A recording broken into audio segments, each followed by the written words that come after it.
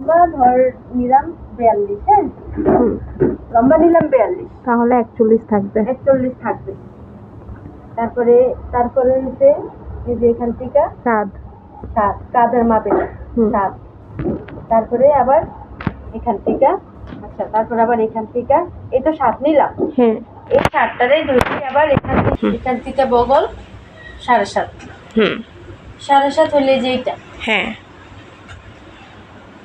এই যে 7.5, তারপরে আবার এখান থেকে 7 হচ্ছে বডি, হ্যাঁ, আর 14 হচ্ছে কোমর, আর 21 হচ্ছে হিপ, ঠিক আছে। তাহলে আমাদের বডি কত এখন? বডি, হ্যাঁ এই দাগটা দিয়ে নিই, হ্যাঁ দেওয়ার পরে বডি ধরবো। বডি হইছে 10 আর 1 ইঞ্চি, বডি হচ্ছে 40কে 4 ভাগ করার পর আমাদের 10 হয়েছে, এই জন্য আমরা 10 নিব। আর 1 ইঞ্চি বাড়িয়ে নিব সেলাইয়ের জন্য। তারপরে আবার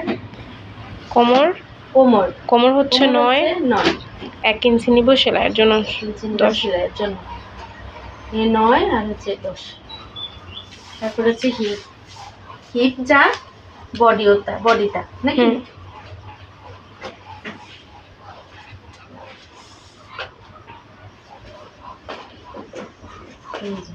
তাহলে আমাদের বডি কত হয়েছে? 10, হ্যাঁ। গেল এইটা। এবার ওই যে নিচের ঘেরের মাপ আমরা সচরাচর 12 নেই, কিন্তু যে যতটা পরে ততটাই। এখানে 14 নিলাম, 14.5 নিচ্ছি আমি, হ্যাঁ তাহলে 13 ঠিক। হ্যাঁ, তারপরে হয়েছে এই মাপগুলা এভাবে দিন, বোঝার ক্ষেত্রে সোজা করব, সোজা করব, এটা অপশনাল। এইভাবে দিলাম, এইভাবে দিয়ে নিলাম, হ্যাঁ। তারপরে এখন কাজ হয়েছে যে এটা নিলাম,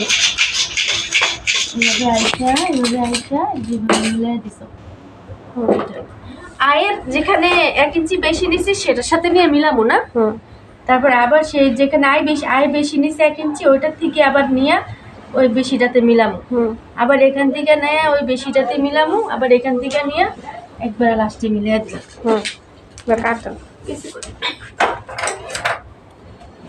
কোন দিক থেকে কাটবো? এখান থেকে।